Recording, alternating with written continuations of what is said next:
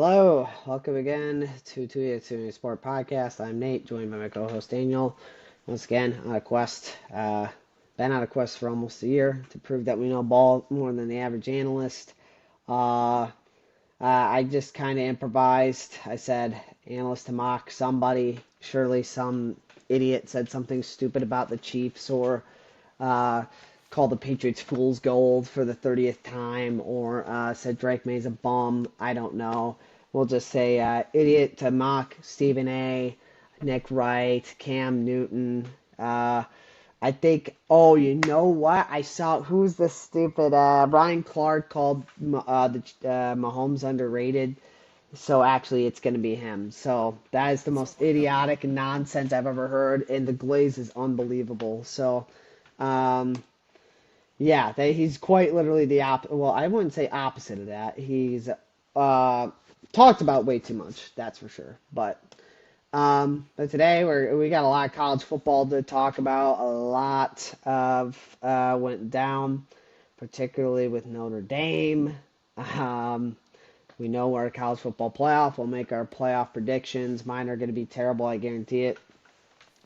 Talk a little bit of college basketball in Illinois. We'll skip over the UConn and our two losses there. Not necessarily bad losses, but I wanted to bring up the Tennessee game, especially since we found out who we were going to play in a bowl game for football. Hint slash spoiler, it's the same team we just played in basketball literally 3 days ago or whatever. So, um, reacting to Ohio State losing to Indiana, reacting to Alabama somehow making the playoffs. Got a lot going on there. And then a quick rant about the Dodgers.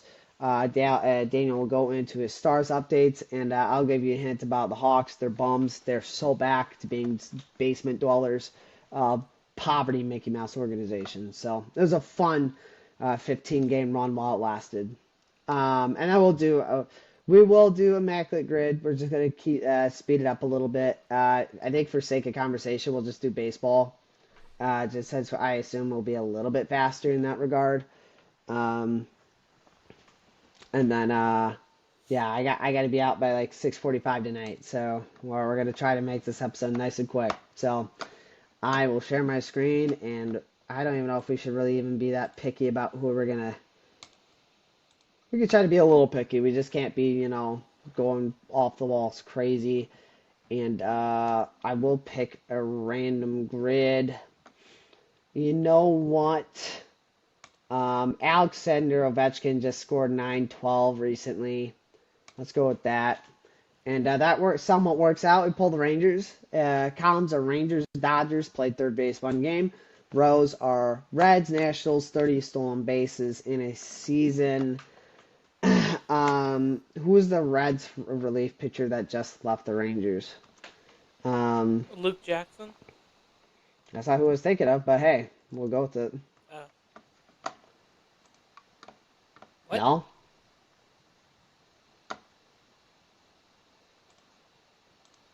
Is there another Luke Jackson?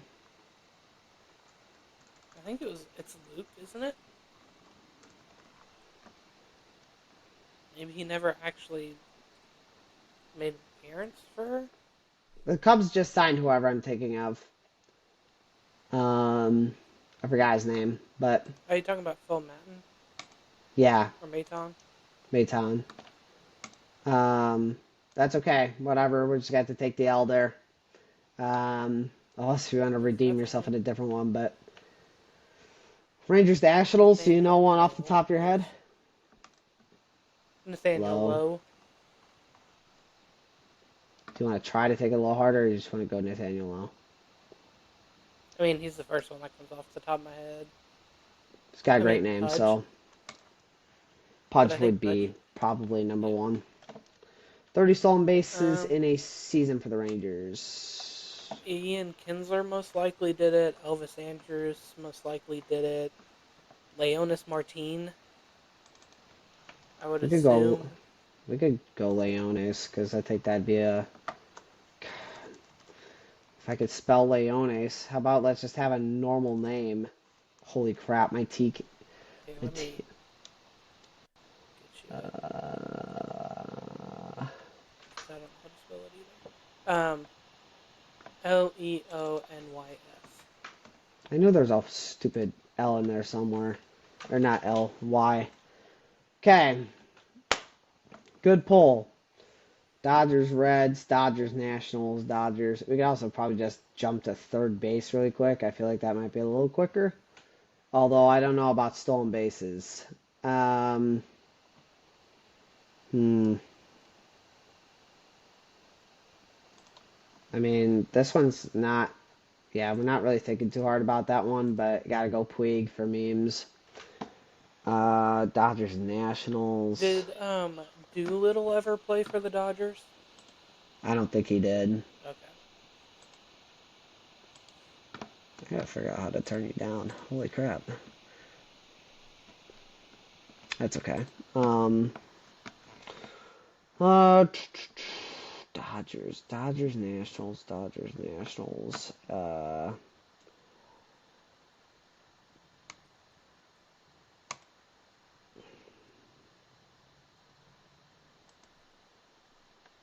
Um, Trey Turner's probably going to be a high one. Who was their guy? Ahmed Rosario, I think. I I know think that's. I know he's definitely a national. I'm gonna risk it. Let's say That was a he's good well pull. traveled.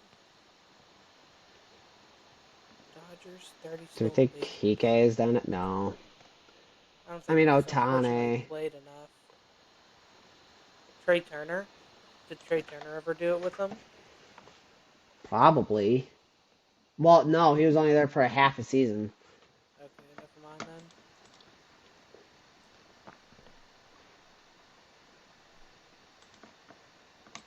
I might just go Otani just to speed things along. Yeah, it's a little annoying, but you also did get a good pull in Rosario, so 30 Uh, stolen base for season. 30 stolen or for 30 stolen bases, did they have? Oh, they just have to play one game. Yeah, one game at third minimum.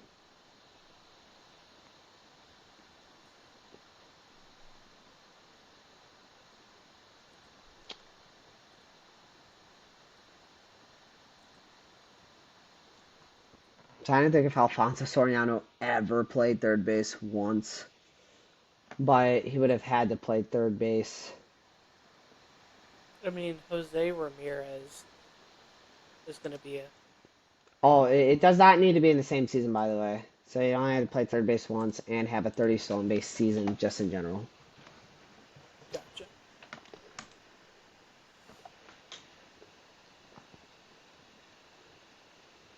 It's Chipper Jones. I don't know.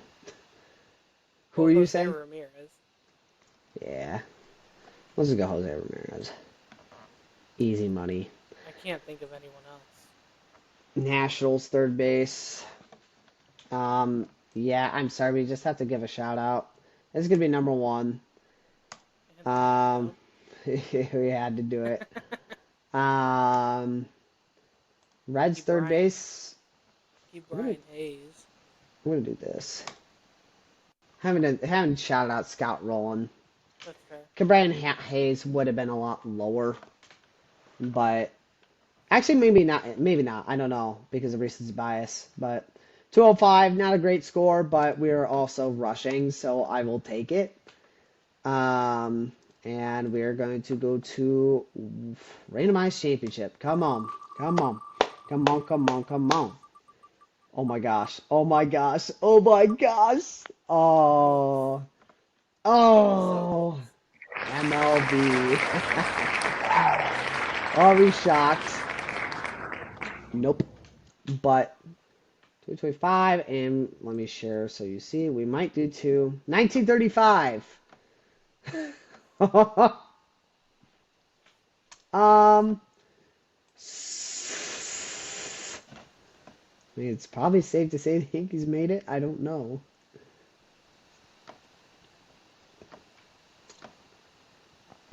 Gotta find my notes here. Pa, pa, pa, pa, pa. I also feel it's safe to say the Tigers could have. I mean, this is true. The Pirates, obviously. I don't know when they started though. Like The winning. Pirates, well, the Pirates started winning almost immediately. I think they Could be. kind of went on a. I think they kind of went on a drought though in the after like the late teens. So, I mean, the Cubs didn't win it, but they could probably be in it. I don't think they made a World Series in the 30s. I know they. I could be wrong about that. I don't think it was mid 30s. They might have in the early 30s, and then I know they make at least one in 1945. I don't think they made it this year, but I can't be 100% confident in that. That's fair. The Reds.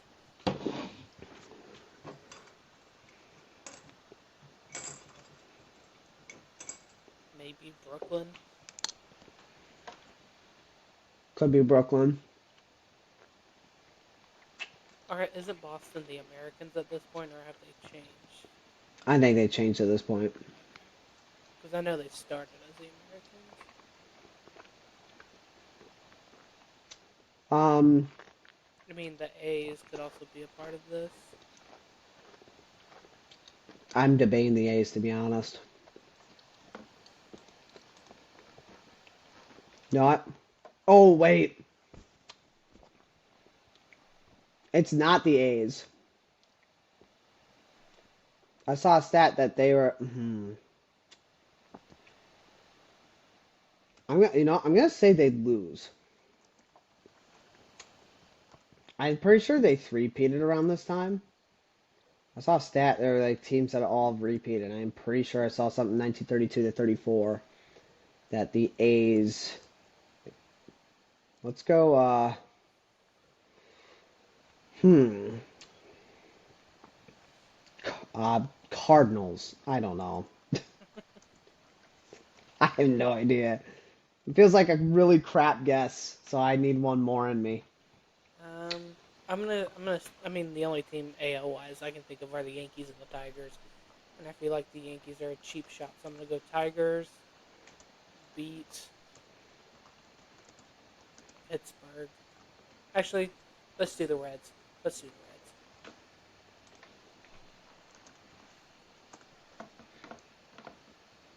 Crap. Tigers Cubs. Man, I need a lock in for this stupid. I didn't think they made it around the mid 30s.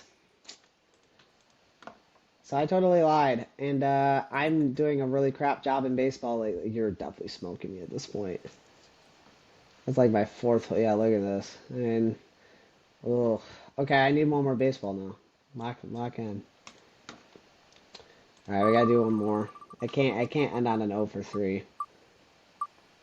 All right, NBA, I guess. I believe officially effective 37 to 2025. Might be 48. Doesn't matter. 1982. I think this is Sixers Lakers. I think.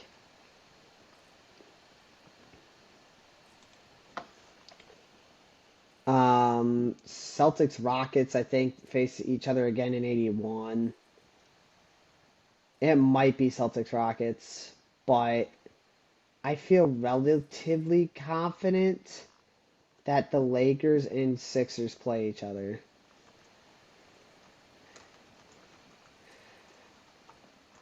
Um, did I type Tigers beat Cubs for 35? I don't think I did.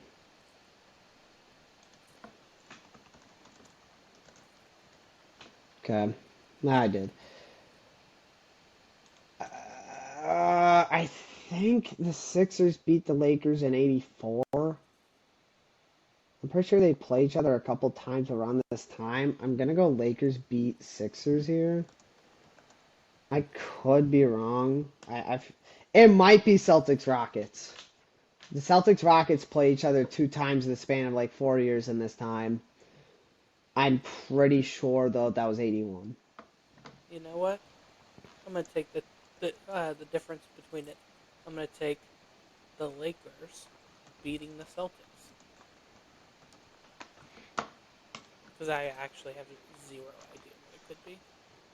That might be right. I don't think it is. I'm pretty sure the Lakers won. Um, Lakers beat Sixers. Ball knowledge. I tried to There, give it to you. there's your redemption. There is my redemption. Yeah, I guess that's where I'll make up some ground. Although, I do know a little bit more. I'm like more well-rounded for everybody. Like I'm not the top ball knower for any sport, but I know a lot about each. I think that's where I get people beat Sixers. Because you definitely have me beaten baseball at this point. Um, and Blake definitely has me beaten hockey. You still got 2 out of 3 though, because you got the Lakers right. I want to Google 1981, but we had to save it for content, so can't obviously look that up. All right, so we could jump into our agenda here. Top college ball. First, I was gonna discuss the Illinois basketball game because I think that's what we said. I just do first, and then we go to college football. So the White Sox win the draft lottery, by the way. So shout out to that. And I guess we probably should have. I'll do a really quick shout out. We could discuss or have reactions to this later, but Kyle Schwarber does go back to Philadelphia on a $150 million deal. Sorry, Pittsburgh Pirates. We know you shot your shot. Uh, They tried. They tried. they offered $100 million. I think it's the first time ever. So, but Illinois redeemed itself after losing to UConn 74-61, beating Tennessee on the road 75. Even though the schedule says at home, I think it was in Nashville. So beat them 75-62. And we didn't have to rely on free throws in this game. Just shot the ball well from in range, leading scorer. We had 4 guys score 10 plus, 3 of them at 15-16 range. So nobody really dominated the ball that evening, but shot a lot better than Tennessee did. They were 24 for 65 from the field. That's 37%. They shot even worse from 3 at 30%, and shot even worse from the free throw line at 44%. That's hard to do. Illinois is bad at free throws, so a win we'll certainly take. I love to have beaten the best of the best, but at the end of the day, our schedule being the gauntlet that it is, to at least be 2-2 is what I wanted, and it's what we got. So Illinois basketball certainly looking like to at least, they're not going to win the national championship. They probably don't even I don't even think they'll make Elite Eight. They might not, just depends on the bracket, but could be a solid Sweet 16 run. So, and I'm content with that. So, that's the state of Illinois programs. That's the state what they do to me. I don't hope for championships. I just hope for a competent run in March. So, and that's all I had to say on Illinois basketball. So now we could go. I guess since we're talking about basketball, you typed out ACU beating New Mexico State. Let me pull up that score. I'll go over that really quick and see your quick thoughts, but I'll have to pull it up. I know we were underdogs pretty significantly from what I saw, so even though we were at home, I think it said we were like 7.5 point underdogs, something like Yeah, that. So we were pretty big underdogs for that one. So we were in control of this game the whole way, particularly the first half. Second half was split 42-42, but we were not in any danger of losing this game. 50% from the field, which is pretty good, especially. That's like, the best shooting night in program history. Like if Brett Tanner, he knows defense, but the offense cannot figure it out. So the fact that we had one guy shoot 4 for 16, no less, and still shoot 50% from the field goal from the I'd say field they also is almost nuts. shot 50% from 3 point too. Which is also a school record because the previous record was 15%. Um, might be a program record allowing most points though, 69. Nice, but yeah, hit our free throws too. What the heck? 83%. I'm used to yelling at these guys for hitting, 55, 60%. These guys locked in offensively at least that night. Out rebounded New Mexico State. Fouls were even. Looks like they were even, but they got to the line a lot more. 35 free throw attempts to 23, but with the free fouls being that close, can't really blame the refs there. They looked like they at least from face value called a fair game. And I think we even forced more turnovers. So, and he even had the same amount of blocks as them, which is pretty unusual. We're usually pretty undersized.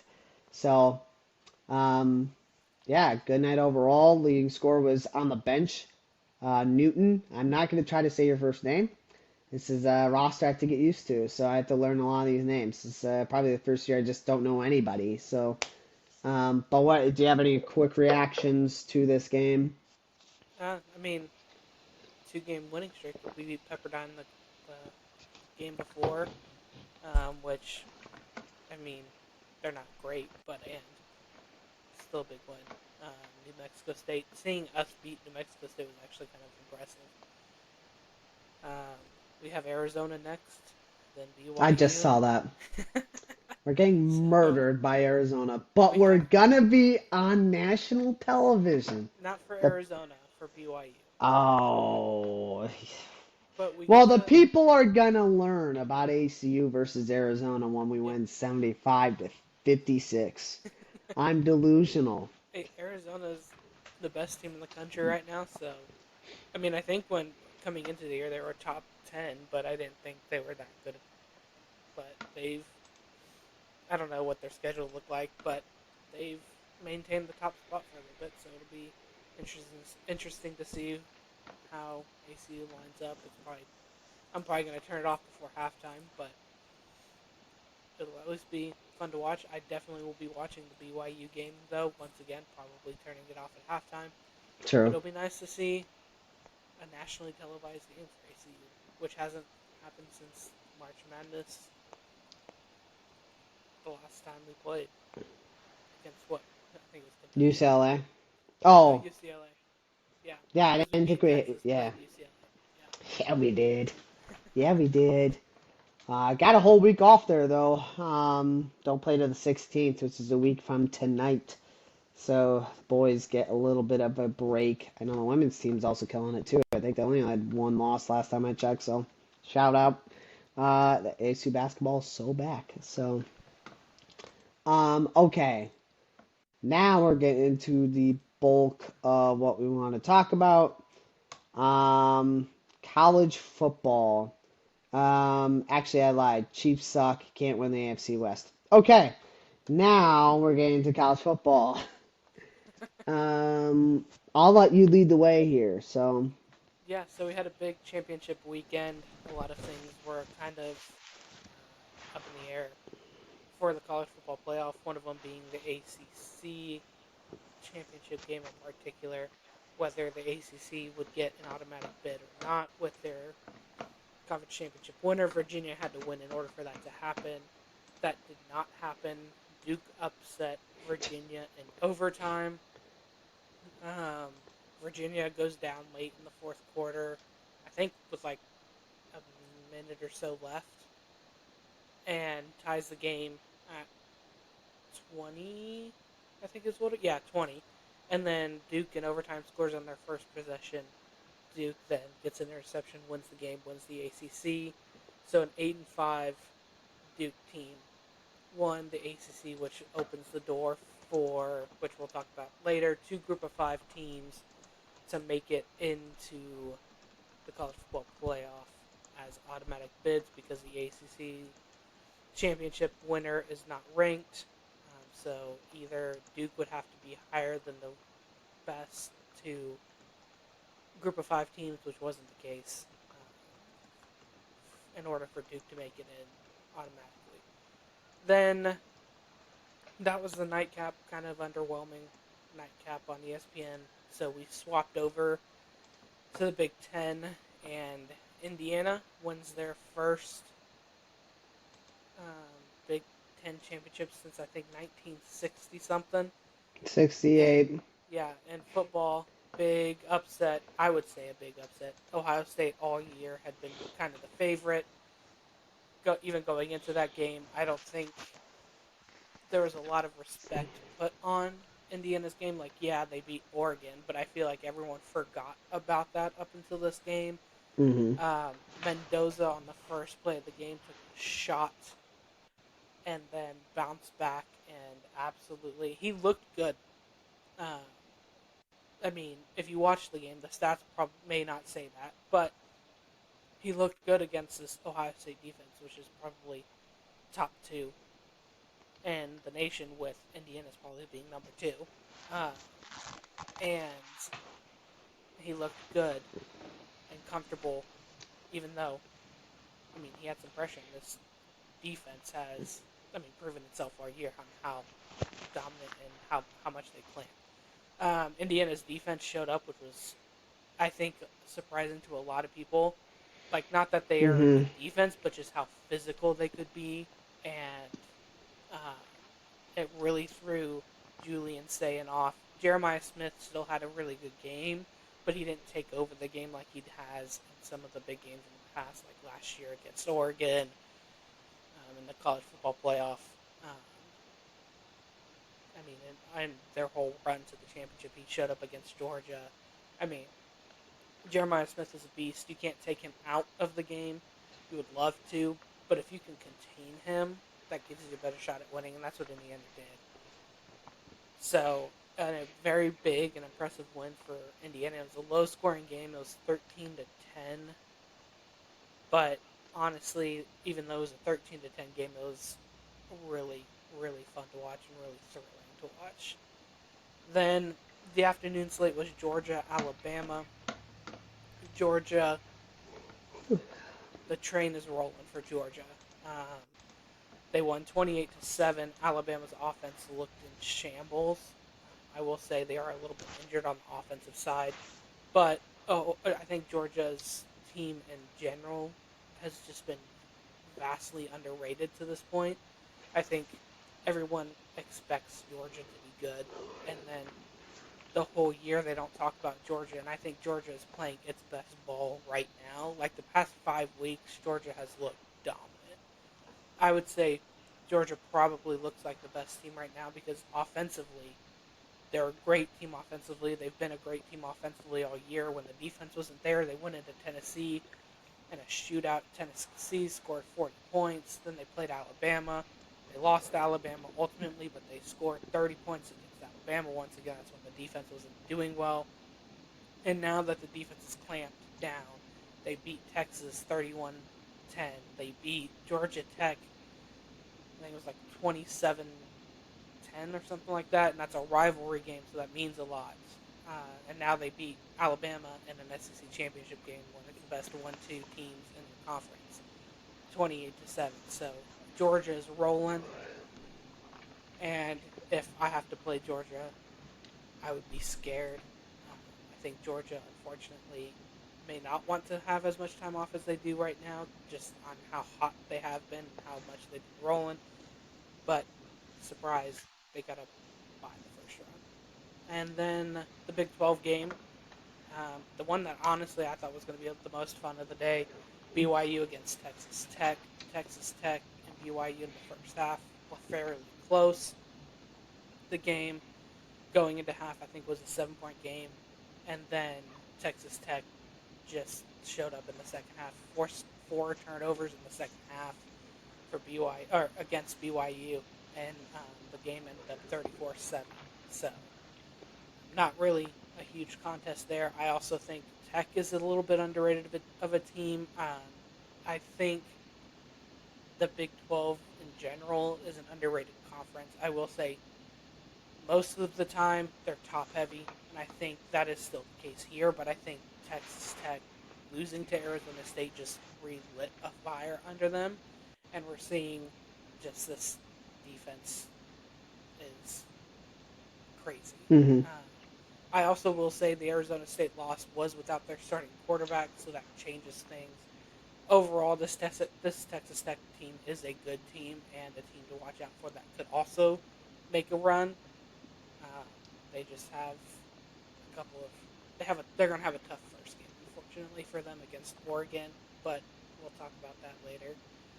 Uh, but yeah, so that was championship weekend. Nothing, I don't think anything super crazy happened. Not any big upsets. I mean, I think a lot of people saw Duke beating Virginia, especially the way Virginia's been playing. Um, but yeah, do you have any thoughts on championship weekend? Well, I think my thought is Miami doesn't deserve to be here. Um, you couldn't even be in the ACC championship game where Duke and Virginia were ahead of you. I think that's embarrassing. Two programs that are just notoriously known for being better at other sports, and you're heavy favorites to win your conference, and you couldn't even make the stupid game. I mean, I think it's look, one of the teams between Miami, Alabama, and Notre Dame was going to miss, and between the three, Bama should have been the one that should have been out, um, in my opinion. But I think it's just as big of a joke that Miami's here right now. There are two losses between, you look at all these three teams. Um, Miami has the worst losses. Bama had the worst like performance. They got smoked by Georgia, but Georgia's a powerhouse. Miami They lost to also beat freaking Georgia in that. Athens Yes, early in the year. and they also did beat them. So it's like I guess that could be a redeeming factor for why they stayed in, right? Um, it's like you lost to Louisville, not necessarily a bad team, but in the grand scheme of things, that should have been a team you should have steamrolled. And frickin' SMU, who I get it, they were in the playoff last year, right? Or were they? I don't even Yeah, remember. they were.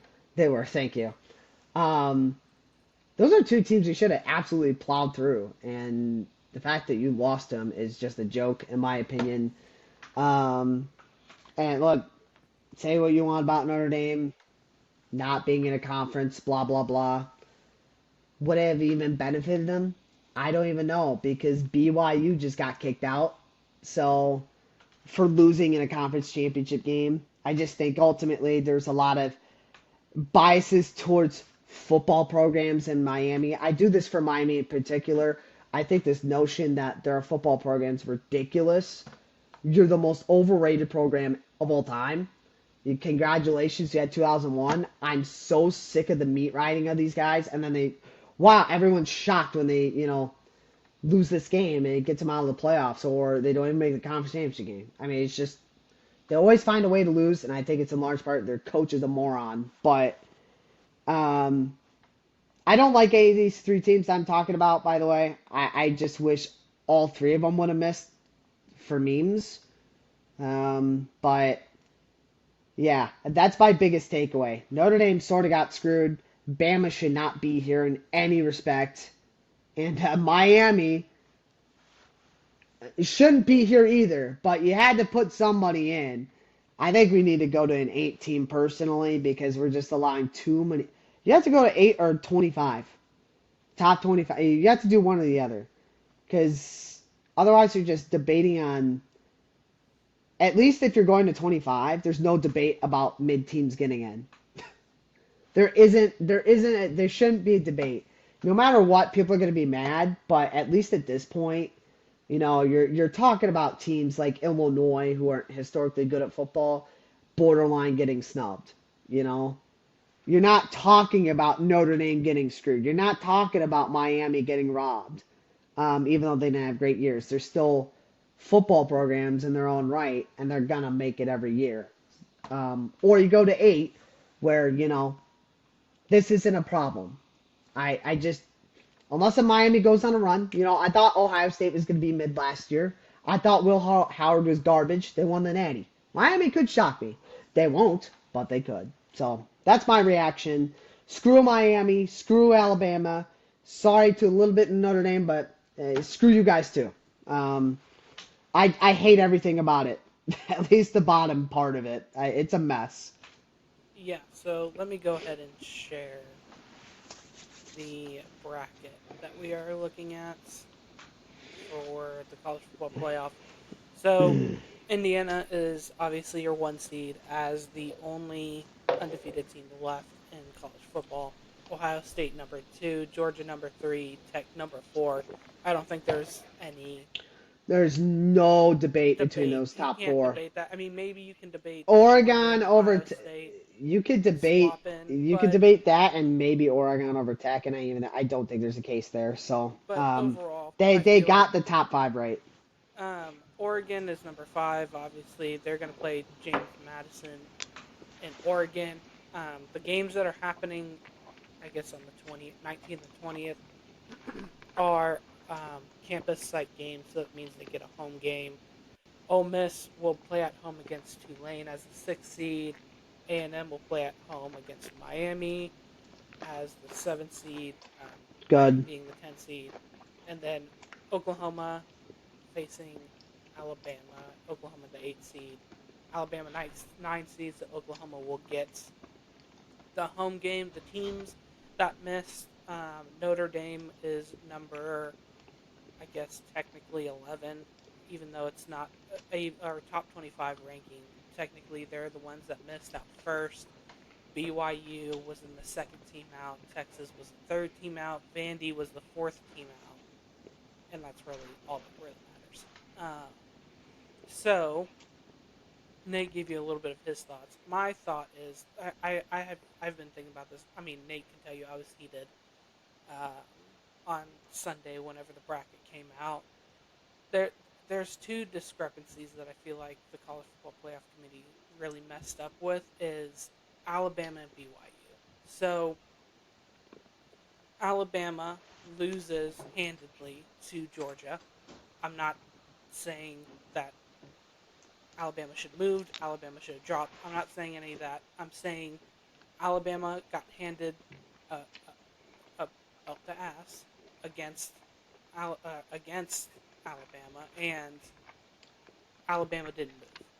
BYU has 2 losses against the same team, which is a number 4 Texas Tech team. Yes, they got blown out the second time, and they dropped. That's my biggest thing. Like, if we're going to hold one team, Alabama, to 1, playing in, they both played on conference championship weekend. Alabama didn't move. If anything, Alabama should have dropped a spot.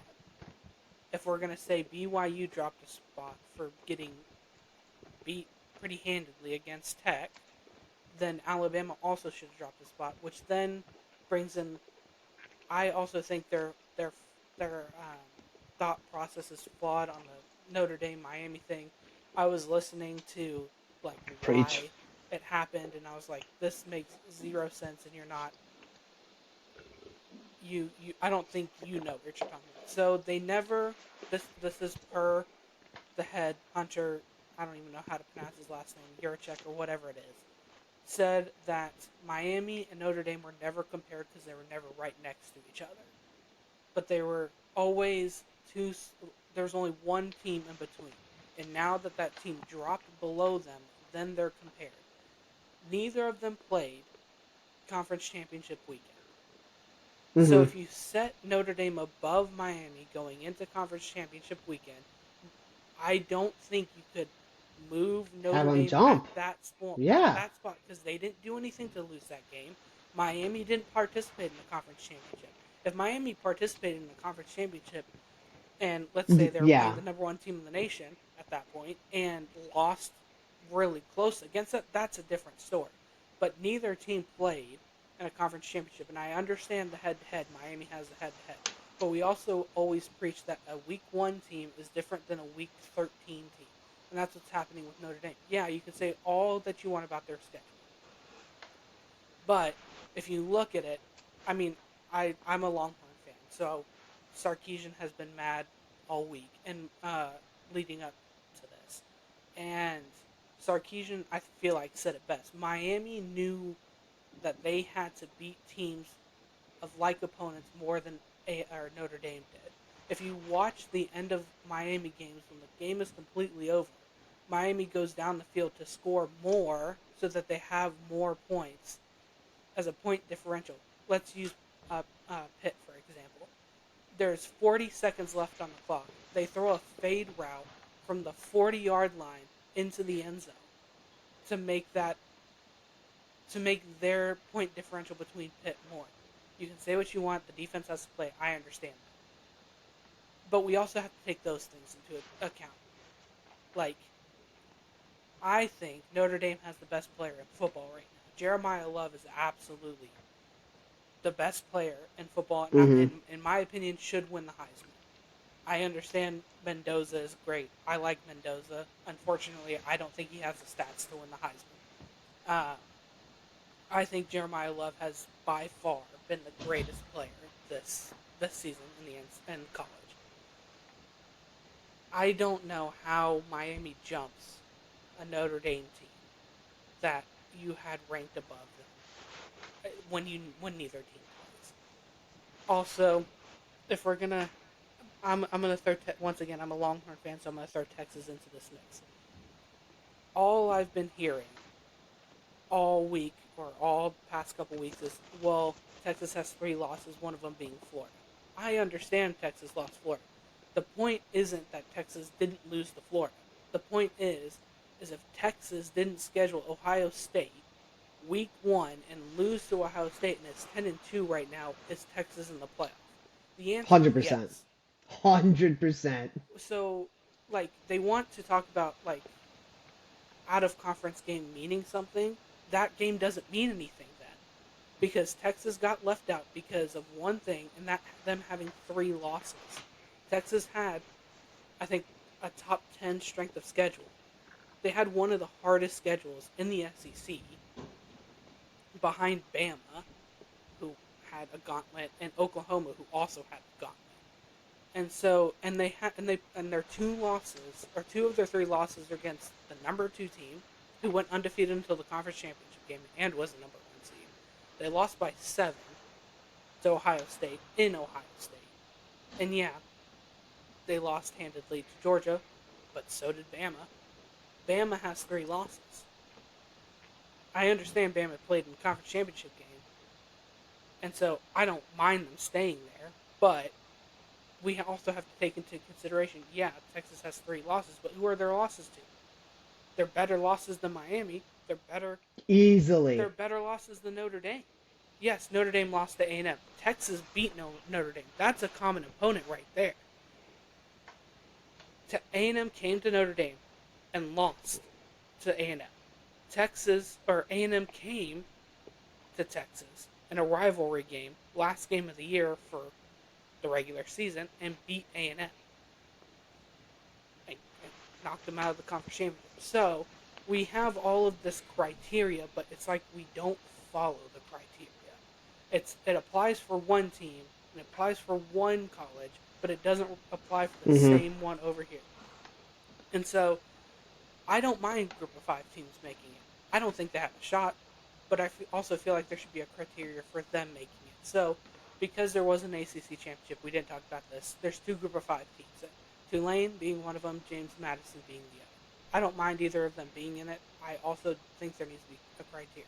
Ole Miss beat Tulane 45-10 earlier in the year. It's the only Power 4 team that Tulane played all year. That's a 5-touchdown loss to the number 6 team in the country. I don't think a team like that should be in the playoffs. James Madison doesn't have a game against a Power 4 team, which is fine. I don't care about that. I'm just saying, I don't think all respect to James Madison and Tulane fans. Looking at this bracket, I do not think you have a chance, and I think you have to agree with me that either team has a shot at winning it all.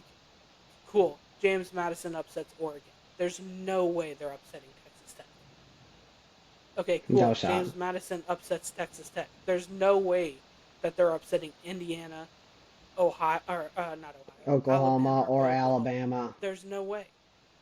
And so I'm okay with group of five teams being there, but two of them we they preach we want the best 12 teams. These aren't the best 12 teams. No, they're not. Sorry. And so this is where my thought process comes in. I think there needs to be playing games. So there's teams like Oregon who didn't play this week, Ole Miss who didn't play this week, Oklahoma that didn't play this week, A&M, Miami, Notre Dame, Texas, Vandy, all those teams. I say you make them all play conference championship weekend. You make them play against each other to show the Yeah. committee Yeah. who needs to be in. Because if Alabama loses by 21 to Georgia, but Texas beats, I don't know, A&M again for the second time, let's not use A&M. Texas beats Oregon. Why shouldn't Texas be in there? They just proved that they beat the number 5 team in the country,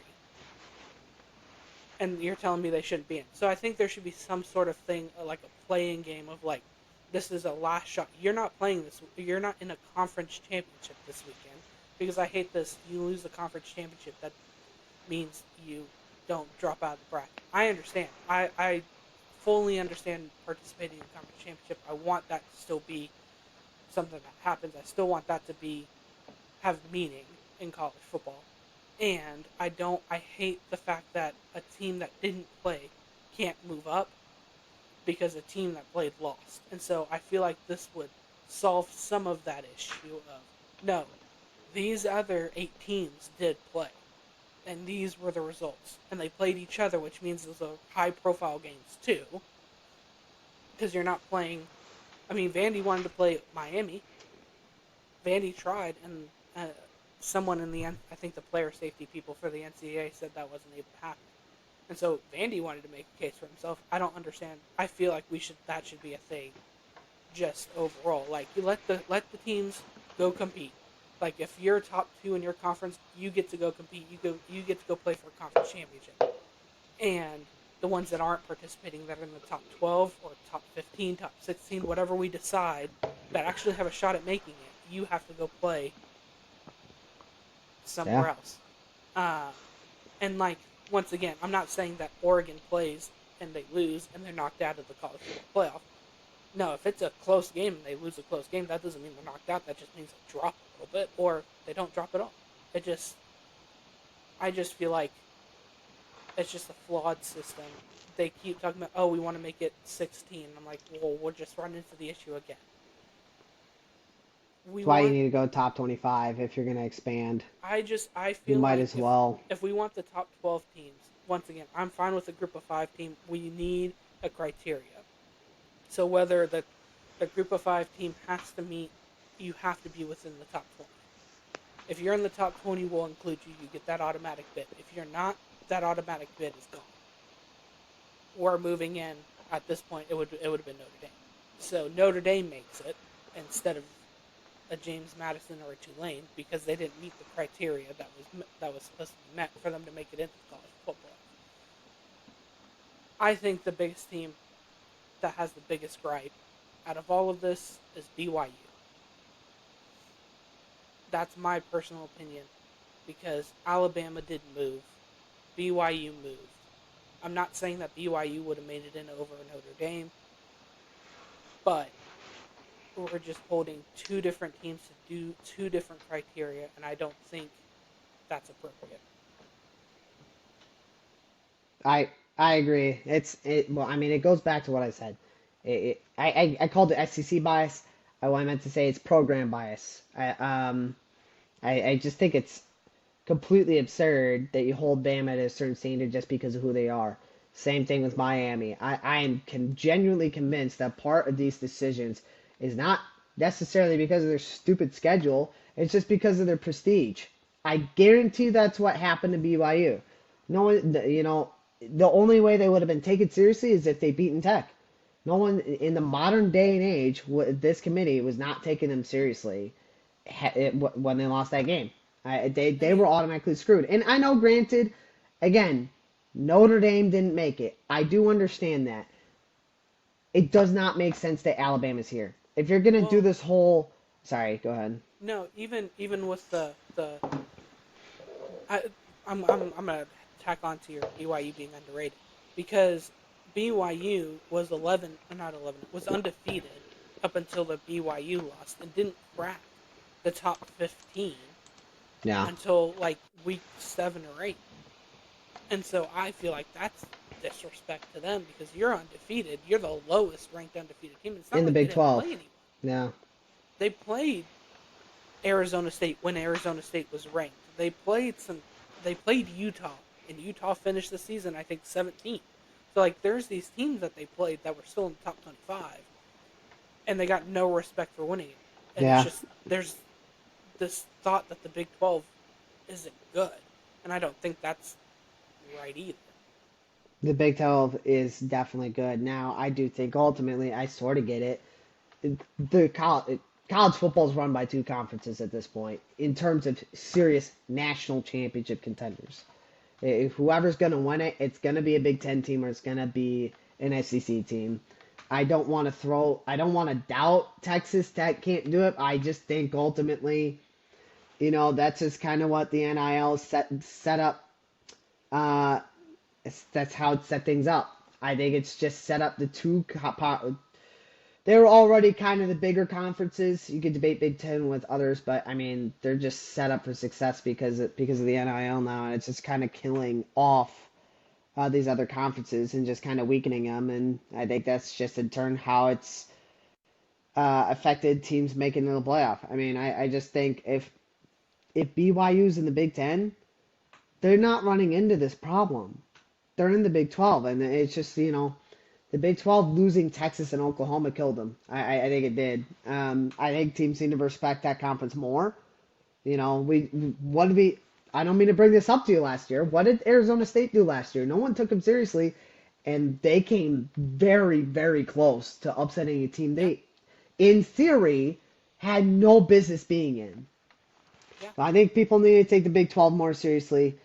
I think the ACC is a joke, personally. yeah. Um, We're but on the same page on that one. I've been a hater of like half those programs anyway. It was fun to see SMU in it for memes, but I mean they got blown out of the water by whoever So they did played last Clemson. year, Georgia, or No, Penn State. Clemson. Clemson got I'm all right with, clapped but by Texas. yeah, yeah. I mean even a program that was supposed to take over the ACC once, Trevor Lawrence and all that, that era ended. They looked horrible, but um, there's just too many double standards, and I think it comes to program prestige because you look at, you're going to hold Notre Dame to, well, you lost to Miami in week one. All right, let's look at who Alabama lost to week one. Let me pull that up. Oh, yeah, 5-7 Florida State.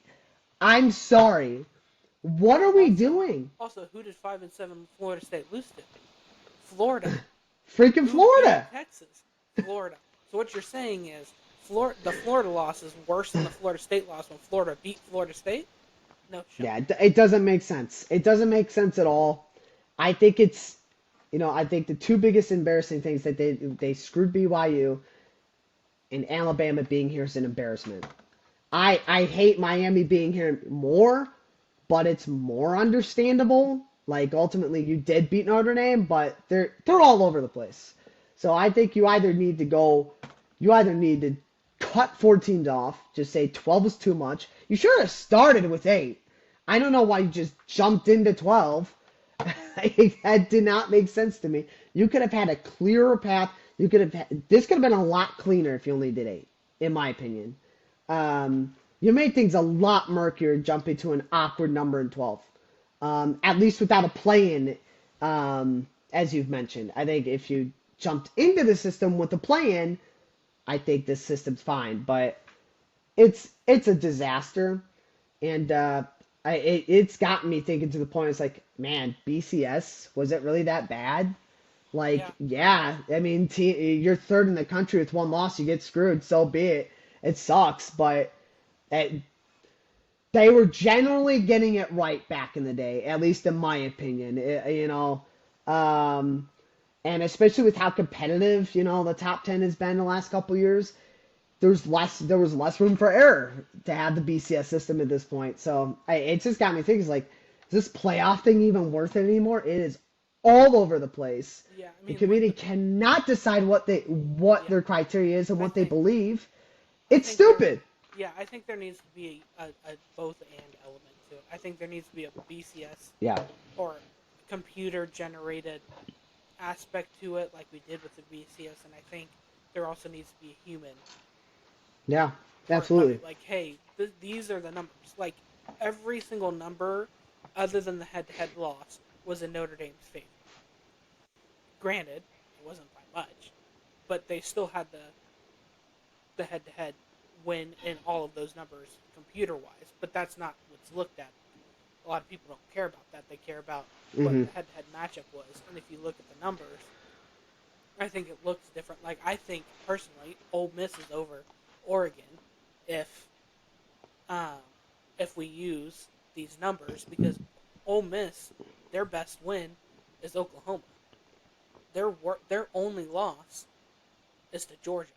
They would be. I think their biggest issue is losing Lane Kiffin. I think that's. Yeah, I And I get that. think honestly I they could have also debatably dropped for losing Lane Kiffin, I considering they kicked out Florida State a couple years ago because they lost their quarterback.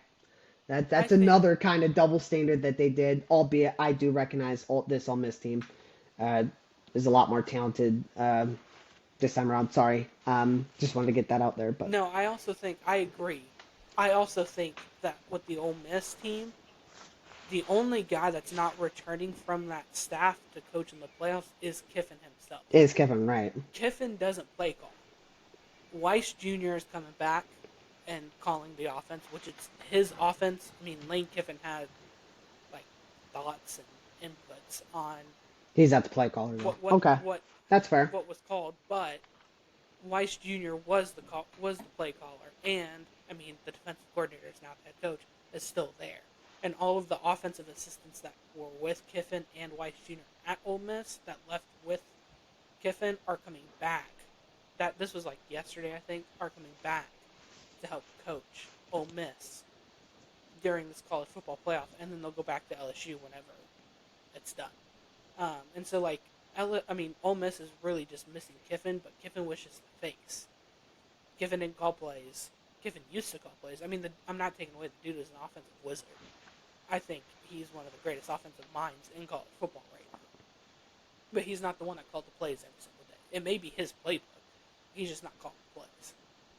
Yeah, that And makes it's the sense. same playbook that it was the whole year. It's just Kiffin's not there. Different guy at coach. Yeah, that's fair.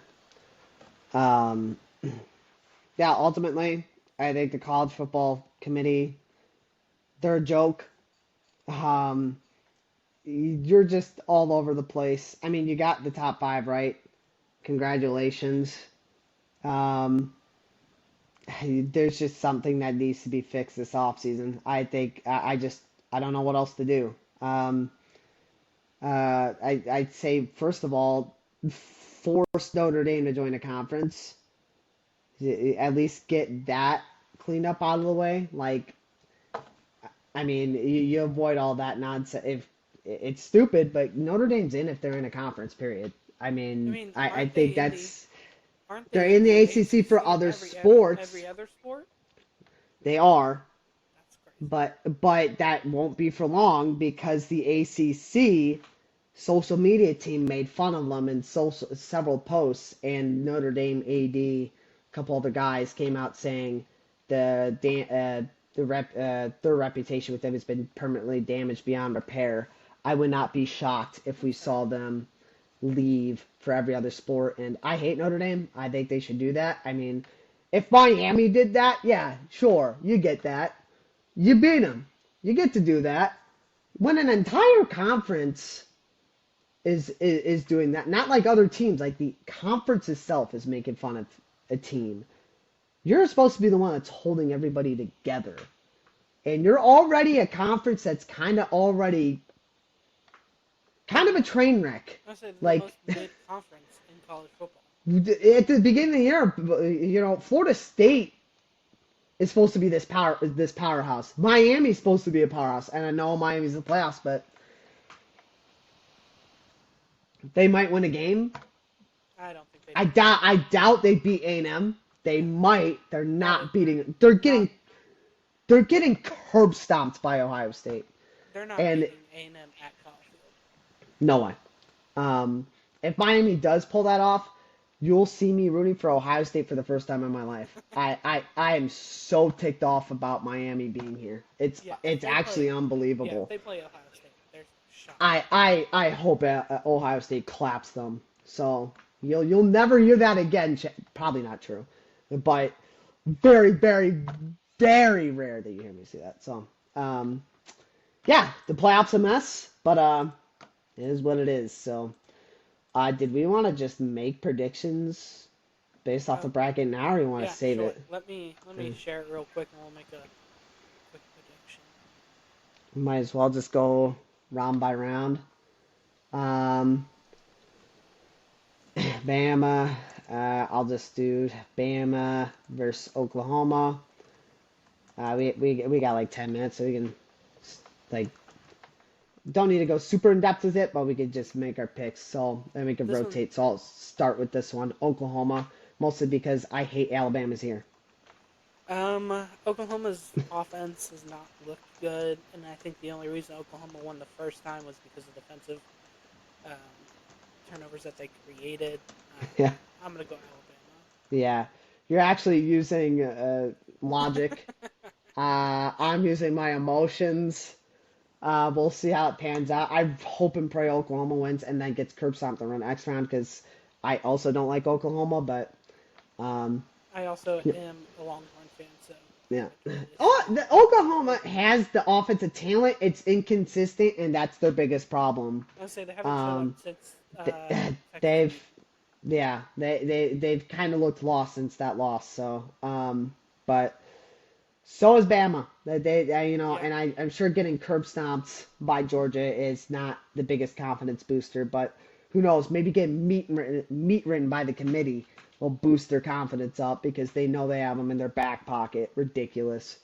I mean, we don't need to take this seriously, right? We'll go to James Madison versus Oregon. Uh, I mean, I love James Madison. Uh, yeah, I got to go Oregon. I mean, yeah. I'm I not mean, gonna overthink that. I mean, unfortunately, James Madison's like a 28.5 point underdog. Um, See, Give me Oregon. I want to root for the underdog, but you want the top 12 teams? You shouldn't have a spread like that. no. That's just egregious. That's egregious. Um, that being said, it's fun to see JMU here. Period. So, yeah, I'm gonna why root not? for JMU, Um, yeah, I probably will too. but Oregon's gonna win. Yeah. All right. Well, I think I'm letting my emotions speak again here, but I think this time facts and emotions will align. I'm going A&M. I will. I just refuse to pick Miami here. I just outright refuse. And I do think you make a great point though. Kyle Field being there the one time, it's intimidating, and I think that's going to be a tough environment for Miami to roll in and pull out a win.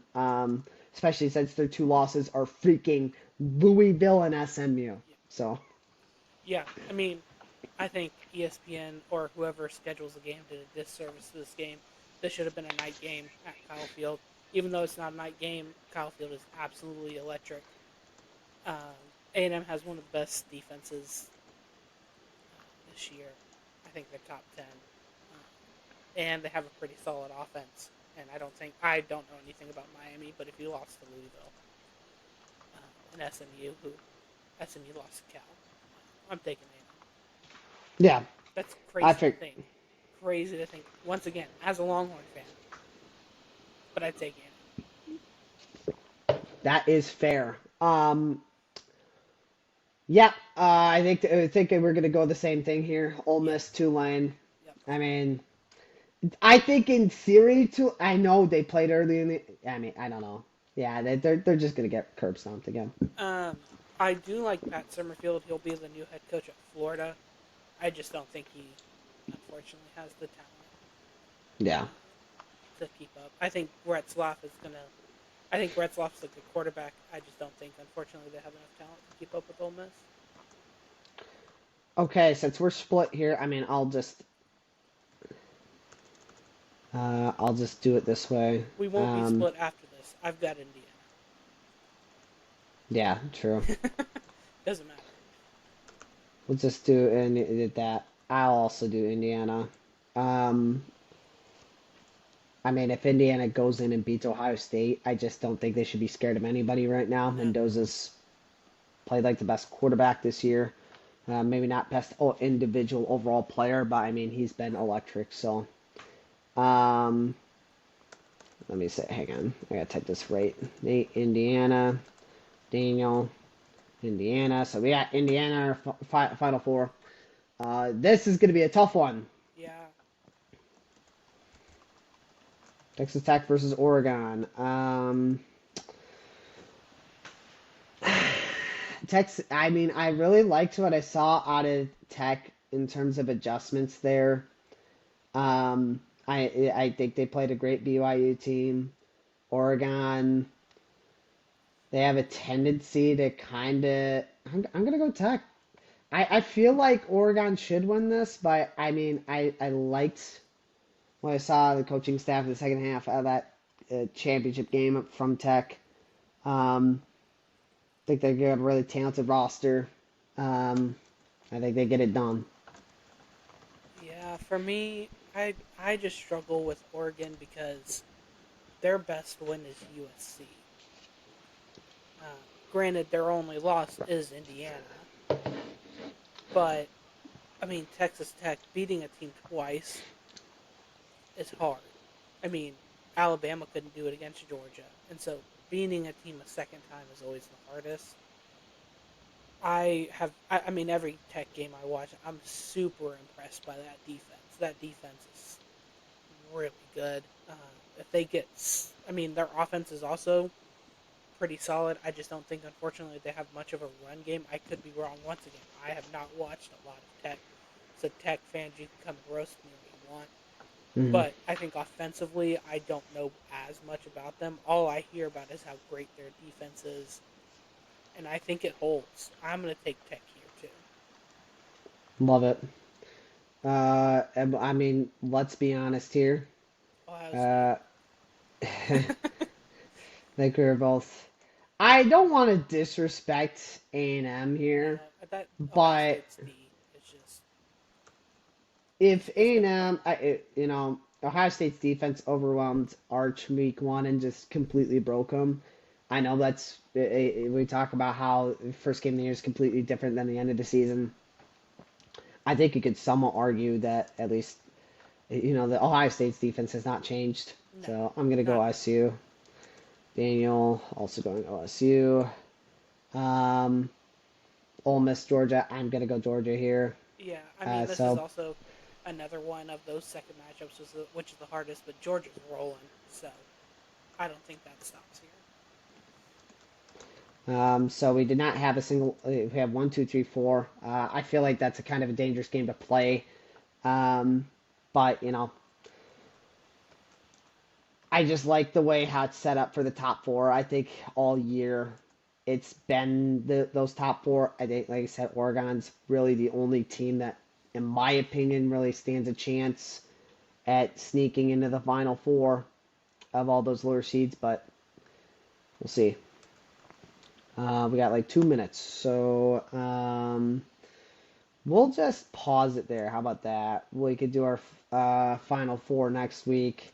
At least get our top four. So the final four we got is Indiana versus Tech and OSU versus Georgia. Which, Um, which is crazy to think about because last year the top four seeds lost. yeah, that was bonkers. Granted, Ohio State was not one of Yeah, it just felt like that. They might have been weaker top four seeds last year. I think it's going to be the opposite this year. I them. just think No, they're I agree. far and away the strongest. The only one Um, that I could see making it would be Oregon. yeah, but I would agree with that. I feel like Ole Miss, if they had Lane Kiffin, I know the play calling is um, not on him, but I just feel like the vibes are just Oh yeah, demolished yeah. by him leaving. if he had not left or announced in the offseason, maybe I could see them. But I think George has been too on a roll. Yeah. So, but we did not get time to do likable, least likable. That is okay. We'll get around to that next time. Gives us more time to think anyway because it's been already really tough, and it's just getting harder. So I actually ironically might get a little bit easier because they're like the most hated teams in the league are like there's no subjectivity to it for the most part. I mean, it's like, Yankees, Dodgers, Phillies, Red Sox. Um, those are the big four for the community. So, but we still have to get there, and there are still some teams that are likable that they're just sitting out there. So, but I guess we did it really quickly. Have hockey updates. I have time to listen to yours. My Hawks update is we lost a combined score 11-0 in the last two games. We're poverty. We're Mickey Mouse. Fire coach. Fire GM. The season's over. So, but I love Bedard still. So, what's your update, Daniel? Unfortunately, Sagan tore his ACL out for the year. Oh. Mitchell is out 6 to 8 weeks. We're still dealing with injury bugs, but we're rolling. We're 3 points. I think Avalanche won yesterday, so we're 3 points out of the top spot in the West, which is crazy to think about with just how great Colorado's been so far. So, doing all of that with the guys that we're missing, we finally got Duchesne and Lundqvist back, which is great, great additions. Just got to get them conditioned, and then they're playing, but like just game conditioning is different, and game speed is different than what you can see. So, Stars are rolling. Play Winnipeg tonight. See how that goes. But I am honestly impressed with how the season has started for us. Yeah, Stars are killing it. That's for sure. Top two teams in the league in the Central Division. So, love to see it. Other than Colorado's in first. So, boo. The only loss is the Stars. Actually, technically, they have 7 losses. Sorry, they have 2 losses only. now. Oh yeah, that's right. Regulation, sorry. I forgot the Islanders. Yeah, notorious NHL powerhouse. Minus the 80s. New York Islanders. For those who say, well, they were good in the 80s. It was sarcasm. That was the whole point. So, okay, but that's all we have to say for now, and we'll see you all next time.